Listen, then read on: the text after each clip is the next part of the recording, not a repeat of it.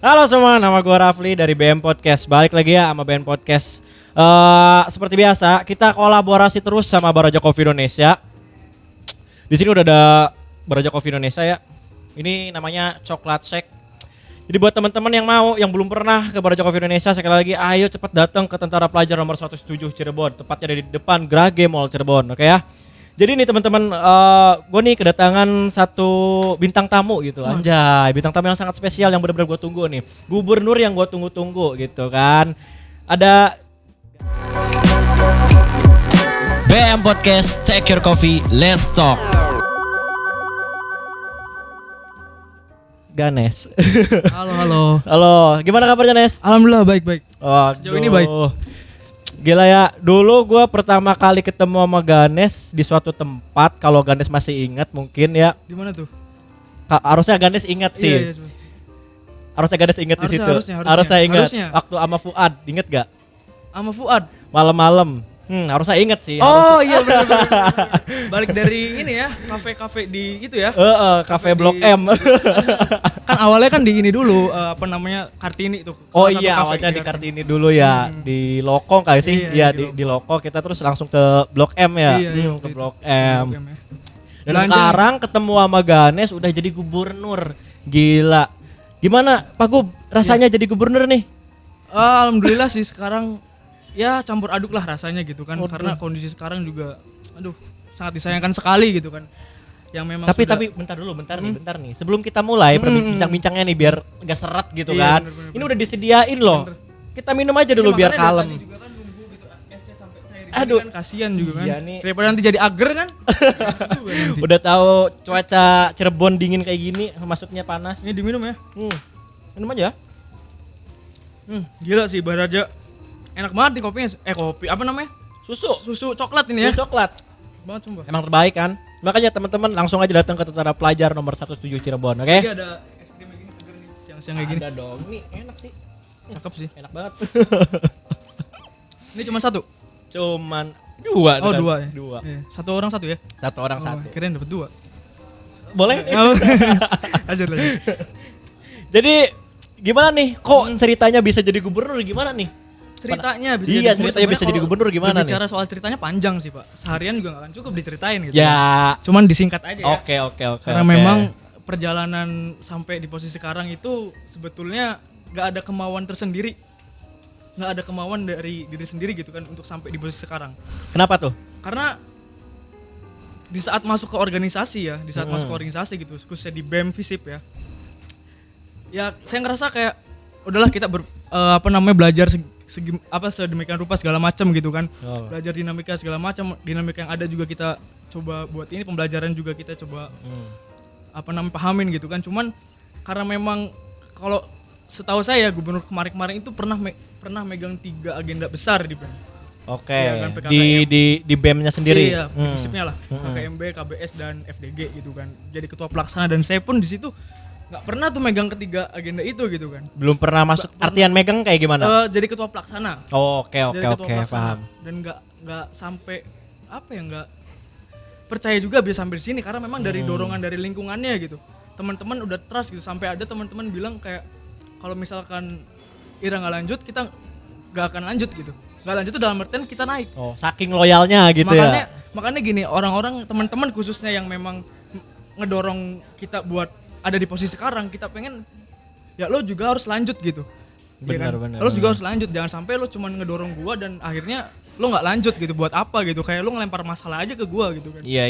Dan nggak ada nanti setelah memang gua ada di posisi sekarang ini kayak ya gua sama siapa gitu kalau nggak sama kalian gitu kan. Karena memang kepercayaan teman-teman yang bikin kita ada di posisi sekarang gitu. Jadi kayak ibaratnya lu pengen susah seneng bareng gitu. Betul. Iya, Karena cakep. Bahkan di saat memang pertengahan BEM kita pengen keluar dari BEM Visip sebetulnya. Kenapa tuh? Karena memang kondisi di dalam kayak kita nggak nyaman aja gitu. Gak nyaman karena ada satu kejadian yang memang kita rasa aduh kita nggak bisa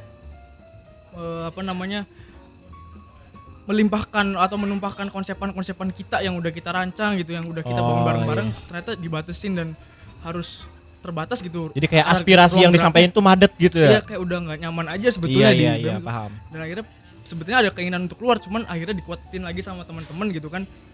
Ayolah lanjutlah. Kira masa sampai sekarang udah perjalanan setengah jalan kira keluar gitu aja gitu kan, nggak dapet apa-apa gitu. Ayolah lanjut gitu. Dan akhirnya kita memutuskan untuk lanjut gitu, dan sampai ada sekarang ini. Gitu. Berarti periode sebelumnya juga pernah BEM, pernah di BEM. Pernah di BEM. Itu Kabinet Dikdaya namanya. Kalau sekarang kabinet apa nih namanya nih? Rama Karya. Oh, Rama Karya. Kenapa Rama Karya namanya? Rama Karya itu sebenarnya Rama itu ada singkatannya, rakyat dan mahasiswa. Oh. Karya yang raya gitu, karya yang besar gitu. Karya itu dari karya yang raya, karya yang besar. Jadi kita nih sebagai rakyat dan mahasiswa yang membuat karya yang besar gitu, yang memang bermanfaat juga untuk orang-orang di luar gitu kan. Diambil juga dari pewayangan juga gitu kan. Rama kan tangguh juga gitu kan. Dia juga punya rasa cinta kepada Sinta gitu kan, menumbuhkan rasa cinta gitu kan. Dia juga sosok yang peduli juga gitu. Kalau BEM-nya Rama, Sintanya siapa?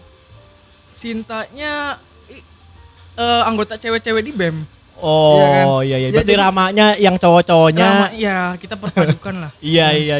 Seperti itu. Tapi nih setelah jadi gubernur nih, respon dari warga Visipnya itu sendiri kayak gimana?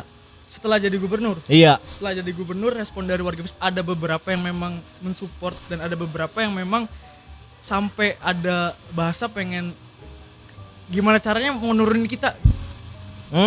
Itu satu kelas, ini uniknya gini. Itu satu kelas. Dia itu emang nggak tahu ya kita punya dosa apa ke dia gitu kan.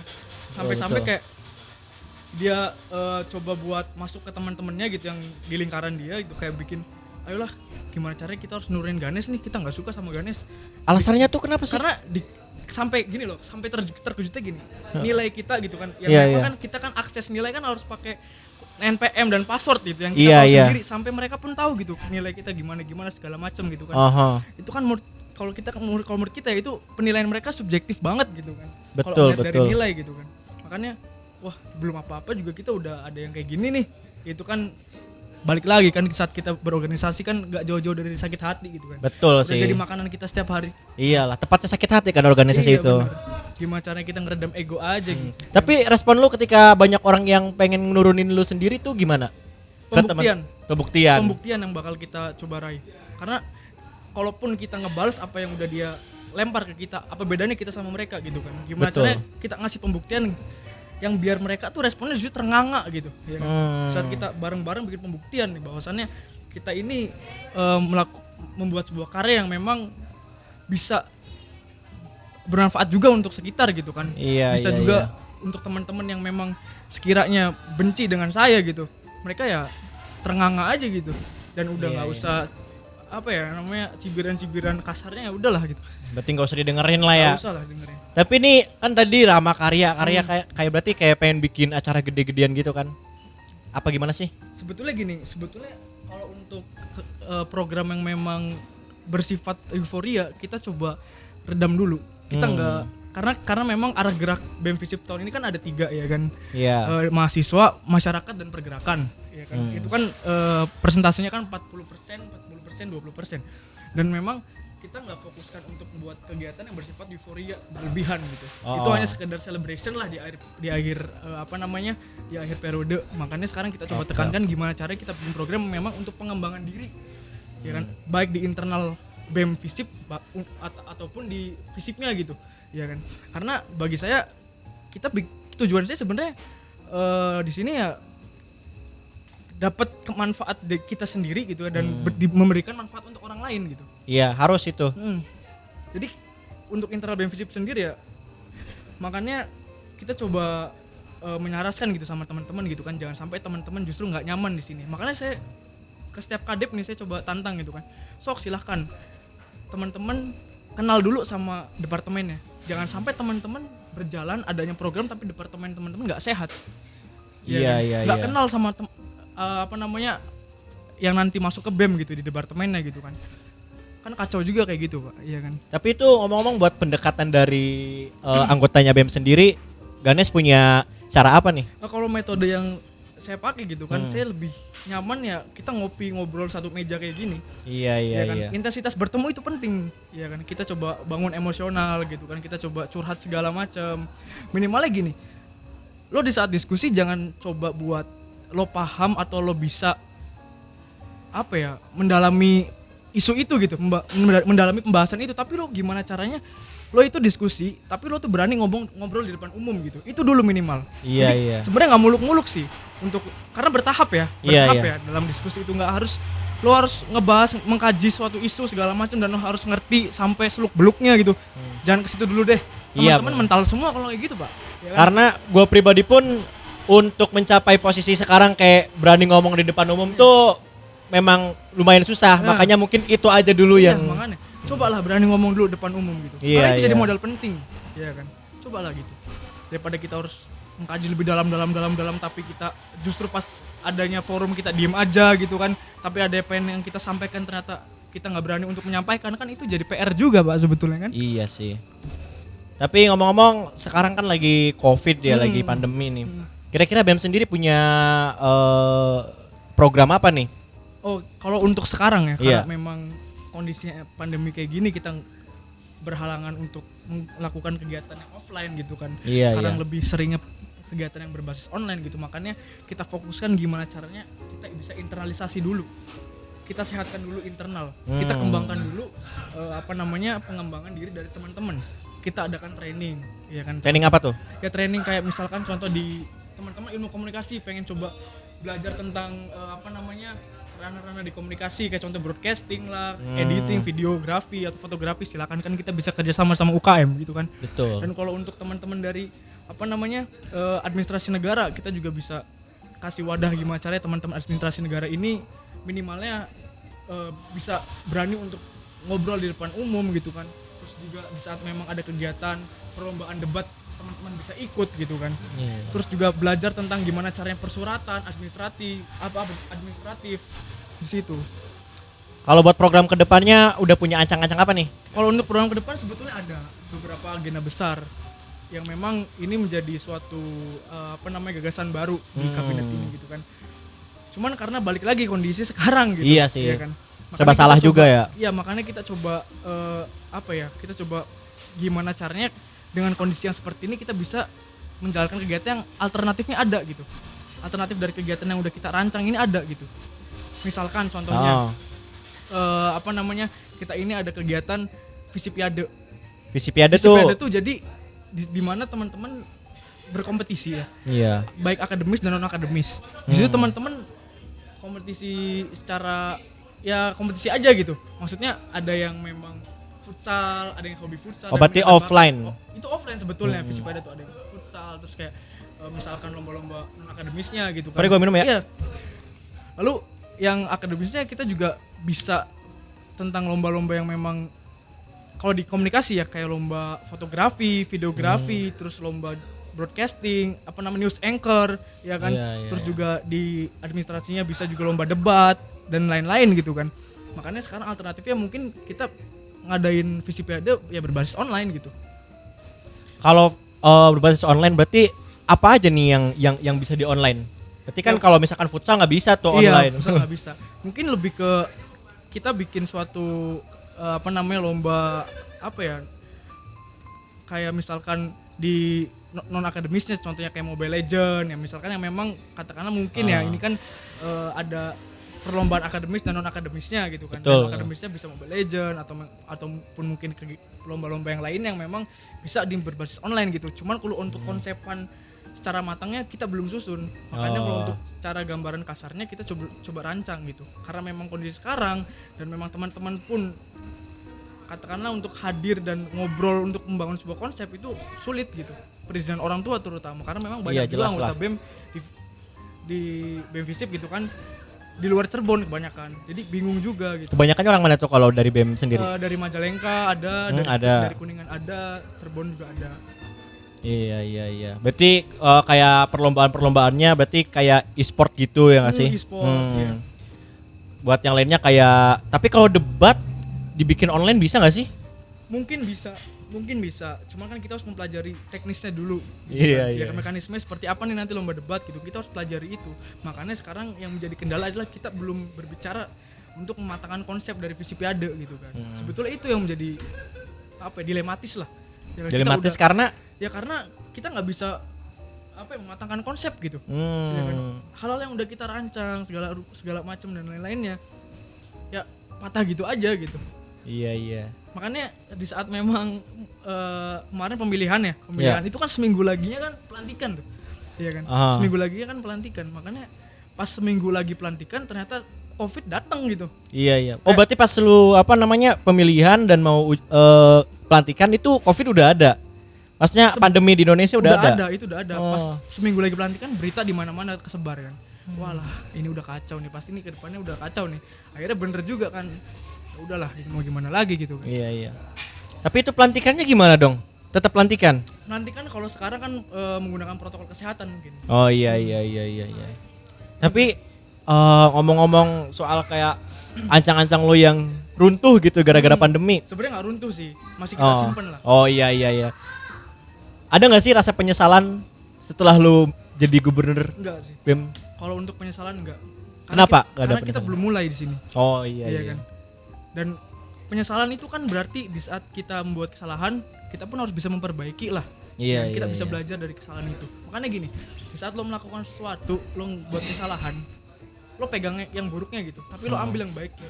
Kalau lo buang yang buruknya gitu kan, lo bakal lupa. Lo nggak punya pegangan nih. Iya. Kan? Lo bakal lupa. Lo jangan.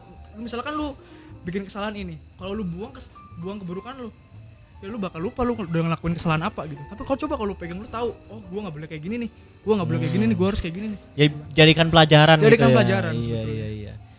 Tapi by the way nih, lu tuh asal dari mana sih?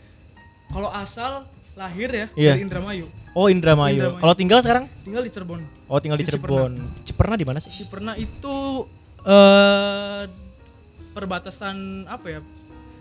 Cirebon dan ini apa namanya? Penggung dan apa namanya? Beber. Oh, Beber berarti ke arah Kuningan berarti. Arah Kuningan. Iya. Oh iya benar Ciperna. Waterpark tuh, masa enggak tahu waterpark? Iya, tahu waterpark. Iya. Waterpark apa tuh? Waterpark Taman Kota Ciperna. Iya, soalnya tadi sebelum kita mulai podcast gue dengar topik menarik nih dari Ciperna ini. Iya. Mungkin bisa diceritain sedikit ada apa di Ciperna nih, gue penasaran soalnya nih. Iya, makanya Ciperna ini kan gue kaget juga tadi kan gue ngobrol sama saudara Helmi gitu kan. Iya. Ternyata Ciperna tuh masuk dalam pembahasan konspirasi gitu. Ya kan, gue kaget juga sebenarnya. Konspirasi apa sih? Konspirasi apa? Dulu kerajaan Ciperna itu mereka clash sama Sunda Empire ceritanya. Ya kan? Kan tadi pembahasan sedikit nyinggung ke situ kan, menarik juga nih, harus dibahas juga tadi kan. Seru juga, makanya gue kaget juga tadi pas Ciperna masuk Wikipedia gitu kan. Di map aja nggak ada kan Ciperna. Punten ini orang-orang Ciperna, karena orang-orang Ciperna ini pertahanannya kuat-kuat Pak. Kenapa tuh? Karena mereka ini secara fisik ya, mereka selalu main jalur. Maksudnya jalur? Tawuran ya kan, mereka tawuran, terus mereka, jadi tawurannya sistemnya COD. Kok COD sih? Misalnya kita janjian. Misalkan ada bikin status ya orang Ciperna ya, bikin status kayak konten yuk gitu kan. Nanti ada orang nih luar Ciperna misalkan dari daerah Kesambi misalnya, dibalasnya gini Q. Nah itu Q itu kode. Q. Jadi Q tuh mereka menyepakati kalau misalkan kita ini tawuran. Kita konten. Biasanya kan daerah Katiasa, Penggung itu sering banget tuh. Oh, bahkan korban lu kemarin tuh. Sering banget berarti Sering banget itu. Itu makanya orang-orang Ciperna ini pertahanannya kuat nih, jangan sampai macam-macam nih sama orang-orang Ciperna nih. Berarti ada topik menarik juga nih tentang Ciperna ya. Ya lanjut ke bahas selanjutnya lah. Kita mulai agak minum aja, serius minum aja. Gue juga haus sebenarnya dari tadi. Gimana? Jadi gini nih, lu tuh kan FISIP ya. Berarti FISIP itu Fakultas Ilmu Sosial dan Ilmu Politik. Berarti ya secara harus apa istilahnya melek politik gitu kan sih. Tapi nih, lu tau gak sih kayak ada istilahnya kayak berita-berita yang lagi hangat-hangat sekarang nih. Tentang apa tuh? Lagi hangat-hangat, panas gitu kan. Iya, apa sih tentang apa tuh? Ini kemarin gue sempat baca gitu kan beberapa artikel, cuman nggak memang kita baca secara mendalam gitu kan, karena memang segelintir aja gitu. Kemarin gue belajar tentang penyiraman si Bapak Novel Baswedan itu. Nah itu lagi hangat-hangatnya tuh. Kenapa tuh? Ya kalau misalkan kita lihat di berita-berita kan, ini sebetulnya memang kasus ini kan kurang lebih 2,5 tahun ya sampai 3 tahun ya mungkin belum terusut ya kan. Iya betul. Pelakunya gitu kan. Makanya kemarin lucu aja gitu di saat pelakunya dia mengaku bahwasannya dia nggak sengaja gitu nyiram Pak Novel gitu kan. Iya, Gini iya. aja loh secara logika. Ya. Maksudnya secara logika Pak Novel kan lagi sholat Mau setelah sholat subuh ya? Setelah subuh Iya, gitu kan. Setelah sholat subuh gitu kan dia jalan menuju rumahnya gitu kan. Iya. Dan tiba-tiba ada orang yang nyiram air keras gitu kan. Oh, Itu kan berarti udah ada niat ya dari situ kan, dari nunggu sholat subuh. Misalkan lu dari nunggu maghrib, isya ke sholat subuh aja kan lama gitu. Lama banget. Nggak sengaja dari mana gitu. Maksudnya nggak sengaja itu salah sasaran kah? Atau memang salah gimana? Cuma kan kalau ngeliat dari logika kan ini udah direncanain nih sebetulnya nih. Iya, iya, itu negatif thinkingnya. Itu Kalau- negatif thinking Kalau gua. positif thinkingnya nih, apa nih? Kenapa nih orang ini kenapa bisa nyiram? Kenapa nih kalau Ya, positif kalau thinkingnya? positif thinking gua sih mungkin orang-orang bisa nyirim karena memang apa ya? Mungkin nggak suka sama Pak Novel Baswedan. Oh, Mungkin. Karena memang kasusnya mungkin ya ada kemarin-kemarin pernyataan dari Pak Novel atau segala macamnya gitu yang memang nggak disukain sama orang itu gitu kan. Makanya kita juga sebetulnya belum baca lebih jauh sih soal isu ini gitu kan. Cuma segelintir-segelintir aja gitu. Tapi isu ini tuh rame banget Rame. ya, rame banget. Tapi gue juga kayak rame gak terlalu tahu juga sih karena kayak ibaratnya gue cuman tahu kayak Pak Novel nih diserang 3 tahun yang lalu lah, 2,5 sampai 3 tahun yang lalu itu gue masih inget, berarti gue kayak masih SMA lah. Dan sekarang akhirnya kan terkuak. Sebenarnya terkuaknya udah agak lama juga yang tersangkanya kena itu kan. Iya. Cuman ya katanya sih rame-ramenya sekarang gitu gara-gara hukuman yang ditetapkan sama pengadilannya nggak apa namanya nggak adil Nggak gitu. adil lah. Makanya gini, sebetulnya gini ya. Pak Novel pun sebetulnya nggak ada untungnya gitu. Kalau misalkan si pelaku ini mau dihukum 100 tahun. Cuman yang jadi permasalahan gini, tidak adanya keadilan gitu. Iya kan? Nggak adanya keadilan yang memang permasalahan ini justru bisa dikatakan sebagai apa ya? Sebagai pelanggaran juga gitu kan, kemanusiaan juga gitu kan, karena memang kasusnya juga kan kena di pasal apa 170 KUHP ya, pengeroyokan ya.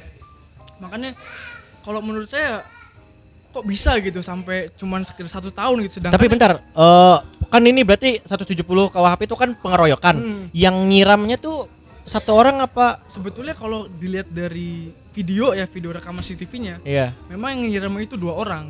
Yang nyiramnya 1 orang, tapi 2 orang lah dia naik motor gitu kan. Naik motor itu 2 orang dia.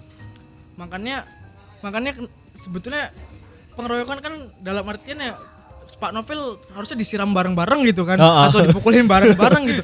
Cuman kan harus teliti juga nih ya kan pengeroyokan itu dalam artian apa gitu kan. Mungkin emang rencana ini kita bareng-bareng untuk Pak nyiram Pak Novel Baswedan, atau memang di saat penyiraman kita cuman sendiri aja nih, nggak masuk ke konteks pengeroyokan gitu kan. Berarti lu nggak sepakat nih kalau misalkan si tersangka nih apa ditetapkan karena apa dari terkena pasal 170 KUHP? Sepakat gak kira-kira lu? Kalau menurut gua nggak sepakat. Karena tadi itu kali. Iya, tadi itu. Dan memang kalau menurut gua ini kasus pembunuhan berencana sih justru. Mungkin. Karena memang sudah direncanakan kalau menurut gua. Ya kan. Tadi lagi logikanya nggak mungkin juga pelakunya ini nunggu Pak Novel Baswedan atau sekedar lewat iseng buang air, taunya itu air keras, ternyata taunya air keras gitu. Yang dia sangka air biasa, taunya air keras gitu kan. Nggak mungkin juga kan gitu. Tapi gue pernah denger isunya katanya sih si pelaku ini katanya niatnya tuh bukan niatnya. Jadi si pelaku ini ngakunya air aki. Air aki. Menurut lo air aki sama air keras beda gak sih? Air aki. Nih ya, gua juga kan hobi otomotif. Kan? Iya. Karena gini, air aki tuh lo kalau kena kulit, lo Gatel. gatel cuman gatel, sekedip panas sama gatel. Lah sebenarnya air keras mata sampai pengen keluar gitu kan. Bisa sih ngeri Itu banget. air aki gimana gitu. Iya kan? Kalau mau lo tau air keras, coba masukin air keras gitu kan. Iya. Lo taruh jam aja yang logam, itu emang langsung berupus. Air Keras, taruhin besi ataupun logam-logam, nah itu langsung berupus itu. Langsung apa ya? Langsung angus lah. kayak melebur. Itu air keras tuh kayak gitu. Sekeras itu berarti. Sekeras itu. Sampai kena ya iya sih. Berarti emang parah banget ya. Makanya yang disiram mata yang buta keadilan gitu kan. Waduh. Ya kan? Makanya yang disiram mata yang butanya keadilan. Ya kan ini ngaco sebetulnya. Tapi ngomong-ngomong tentang buta nih, menurut lu keadilan di Indonesia kayak gimana nih? Jelas karena memang banyak kasus-kasus yang katakanlah menurut gue ya, Iya. menurut gue ini kenapa justru malah kayak keadilan di Indonesia ini pandang bulu gitu. Pandang bulu gimana nih Itu maksudnya? maksudnya ngeliat-ngeliat orangnya gitu, siapa dulu nih orangnya nih, ya kan siapa dulu orangnya nih, wah gua mah ringanin aja dah, ya kan, wah gua mah beratin aja dah, jadi kayak gitu. Di khususnya di Indonesia yang Iya, sering iya. gua lihat ya, yang kayak kemarin kasus apa namanya mahasiswa BEM di Papua, ya kan, yang aksi rasisme, Oh, iya, justru iya, dia iya. ditahan kalau nggak salah berapa tahun itu? 8 tahun. 8 tahun ya. Oh, 8 Nah, tahun itu nggak kan salah. Gila gitu kan. Tapi gue yang masalah Papua itu kenapa sih itu? Maksudnya dia bisa ketangkap tuh gara-gara kenapa sih? Gue kurang tahu juga sih. Ya karena kalau melihat dari baca berita, kalau kasusnya itu memang dia menyuarakan tentang isu, gua nggak terlalu paham sebetulnya isu yang di Kominfo kalau nggak salah ya, mematikan jaringan internet kalau nggak salah di Papua, atau kalau nggak salah itu menjadi suatu permasalahannya juga di Papua. Dan juga ada juga beberapa mahasiswa yang memang kena kena sanksi sosial, kayak dia dirasisin gitu tuh, Sama kayak kayak wartawan atau apa gitu. Gue juga belum tahu jelas sih beritanya gitu kan. Sebenarnya ya kalau untuk isu di Papua ini belum gue baca secara jauh gitu kan. Tapi kalau menurut sendiri ya lihat kayak tadi persoalan mahasiswa ini apa istilahnya, lo sedih nggak sih kalau ada mahasiswa yang digituin? Jujur gue sedih karena memang dia pun sama gitu. Mahasiswa itu menjadi gue nih jadi mahasiswa tuh punya tanggung jawab gitu. Ya kan, gue juga jadi mahasiswa ngerasa ya nggak semua orang bisa jadi mahasiswa men. Ya kan, nggak semua orang bisa jadi mahasiswa. Dan gue ngerasa ya teman seperjuangan gue digituin ya sebenarnya gue nggak terima gitu. Kalau gue punya kesempatan gitu kan untuk coba mengawal isu ini, ya gue bakal lawan gitu. Gue bakal coba kawal isu ini gitu kan. Karena bagaimanapun seluruh mahasiswa di seantero Indonesia ya sohib gue gitu. Miris banget berarti ya kalau dengar kayak gitu ya. Iya. Jujur gue sedih sih sebetulnya. Berarti nyangkut paut masalah keadilan lagi ini berarti Iya. ya, keadilan yang Minum ya gue. minum aja minum. Mau juga haus.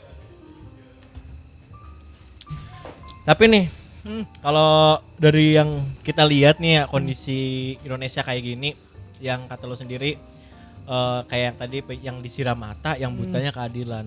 Kira-kira kalau misalkan lo jadi penguasa lah, istilahnya kayak penguasa di Indonesia ini, kayak lo tuh punya solusi apa sih buat mengatasi permasalahan keadilan ini? Ini dari tadi lampu mati terus, kenapa sih nih?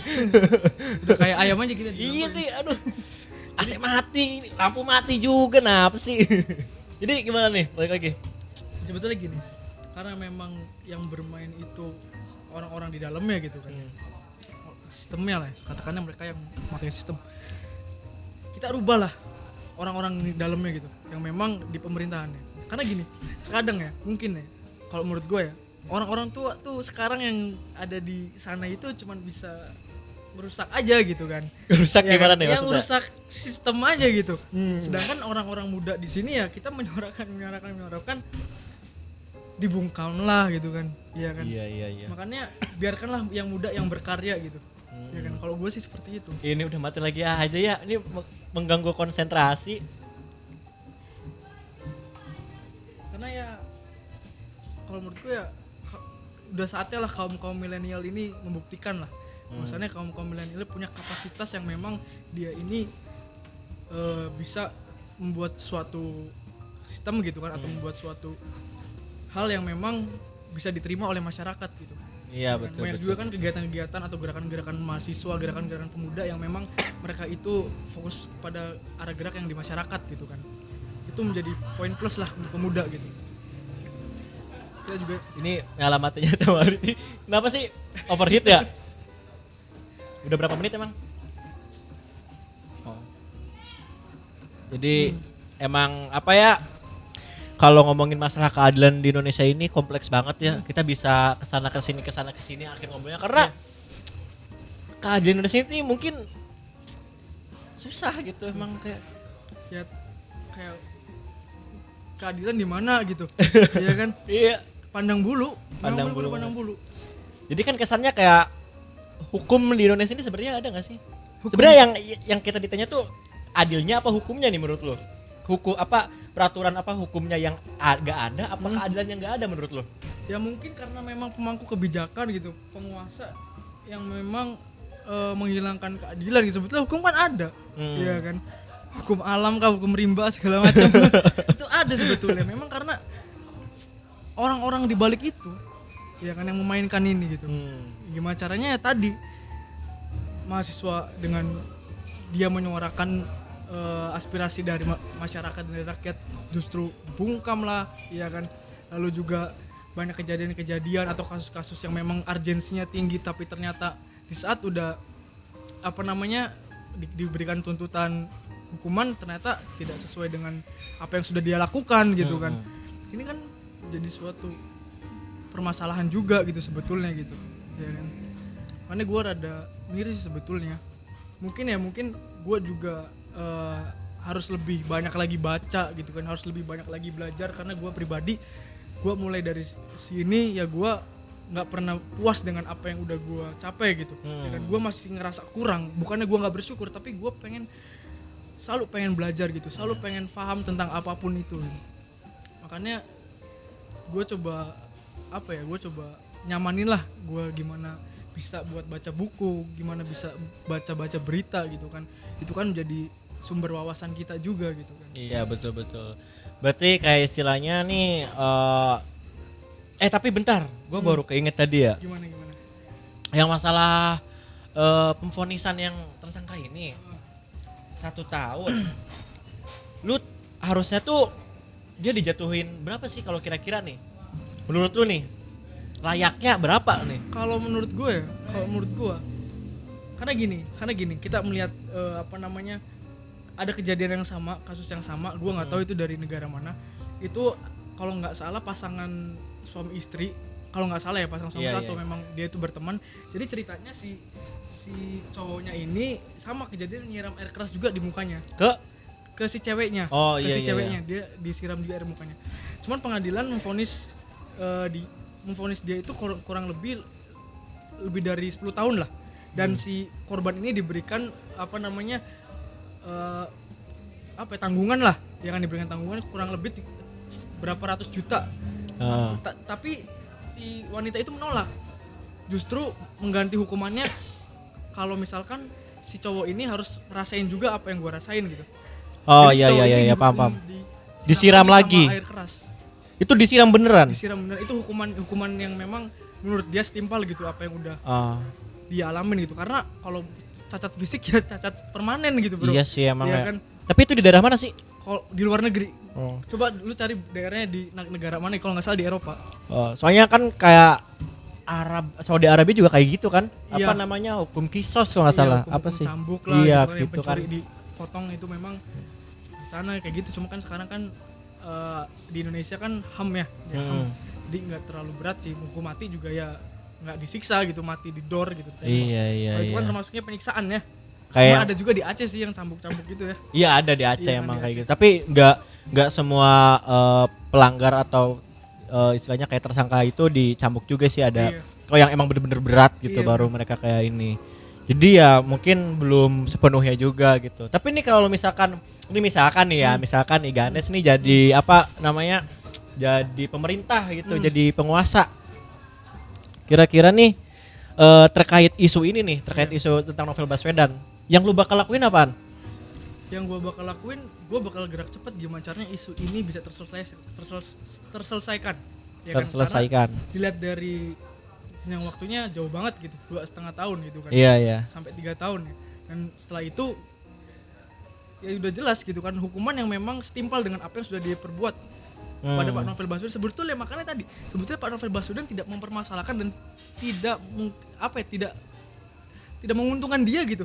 Iya, buat ya apa juga gak sih? Buat apa juga lo dapat hukuman berat gitu, mata gue udah kayak gini gitu kan. Iya, nggak bisa balik lagi. Iya kan, cuma kan jadi permasalahan keadilannya mana gitu. Iya kan, kenapa nggak setimpal dengan apa yang sudah dia perbuat kepada Pak Novel, kan seperti itu. Ya kan, apalagi tadi pernyataan dari pelaku bahwasanya dia nggak sengaja gitu kan, segala macam. Itu kan udah jadi kayak mungkin playing victim ya, mungkin playing victim, atau memang itu sekedar apa ya, kebohongan mungkin ya. Makanya yang menjadi permasalahan itu keadilannya justru di mana gitu. Ya kan? Iya. Tapi kemarin gue sempat baca berita lagi, katanya Pak Novel nggak yakin kalau yang sekarang ketangkep nih bukan pelaku aslinya nih.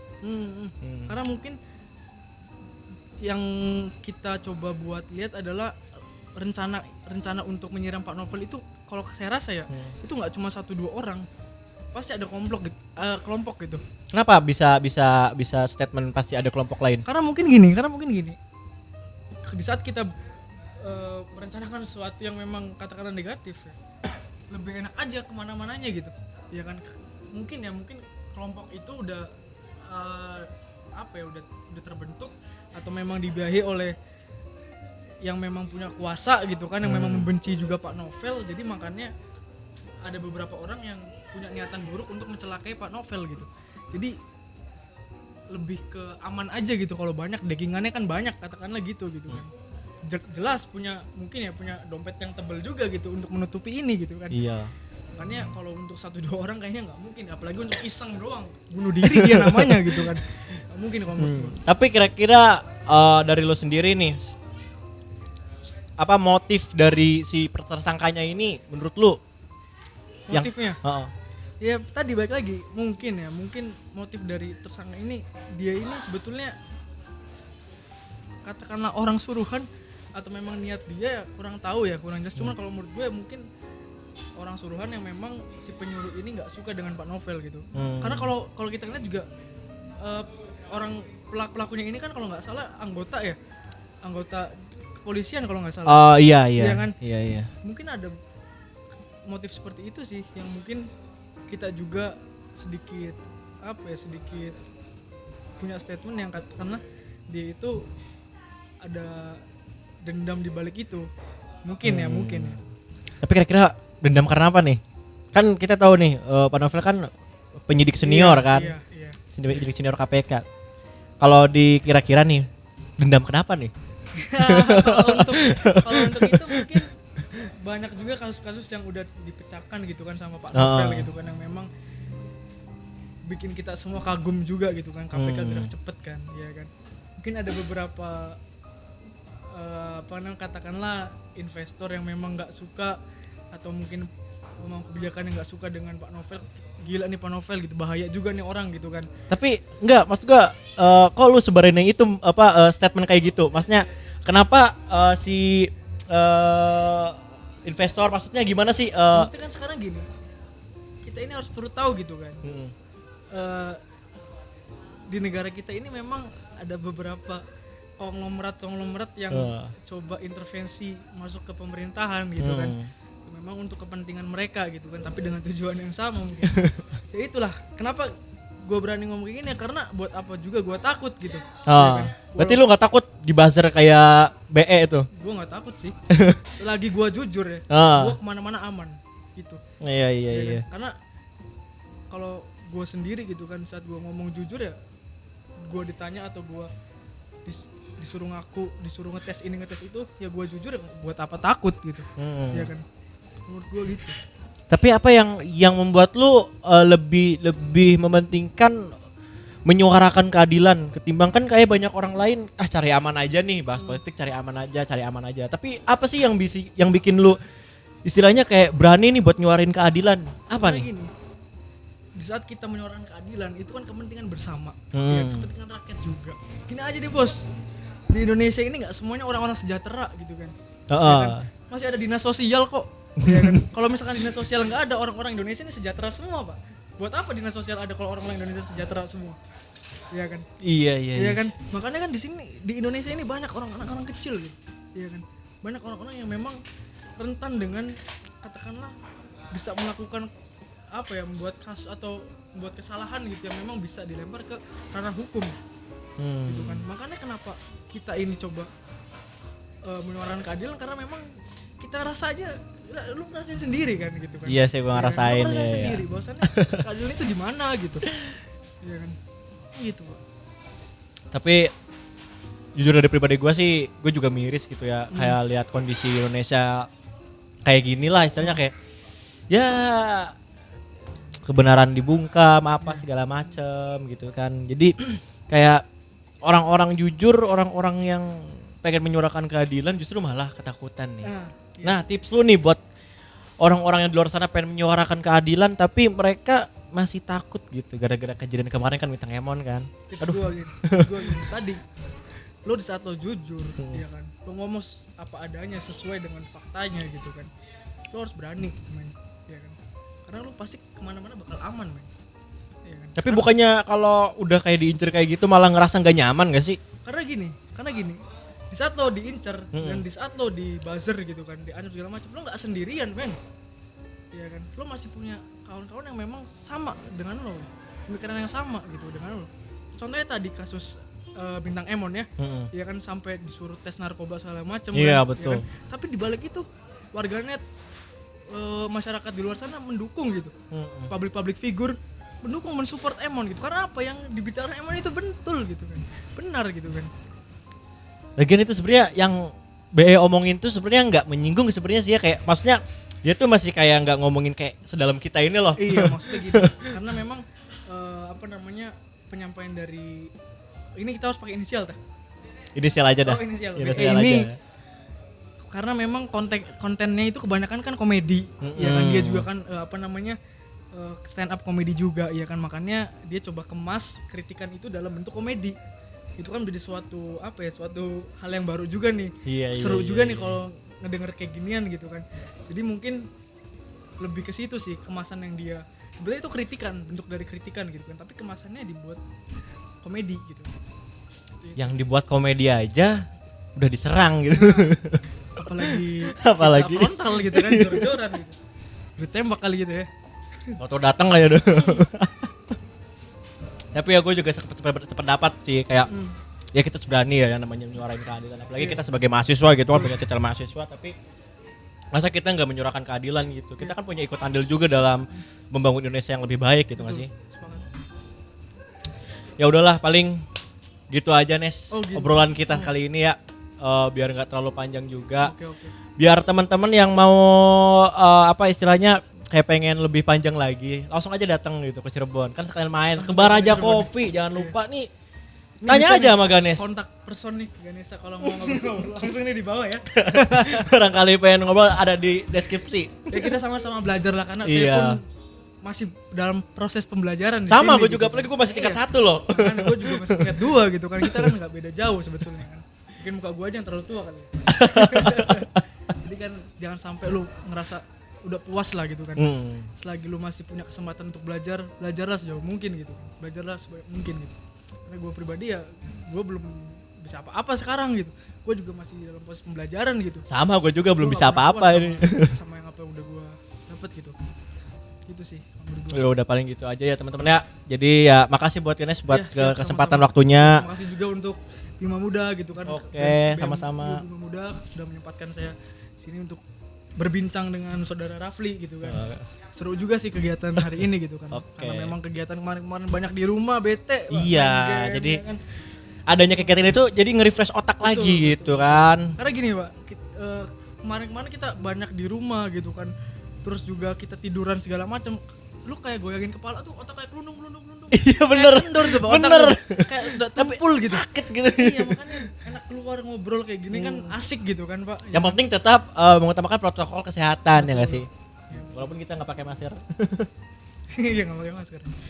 Udah ya teman-teman, makasih buat yang udah nonton. Jangan lupa like, subscribe, dan juga share ke teman-teman yang lain, oke? Thank you.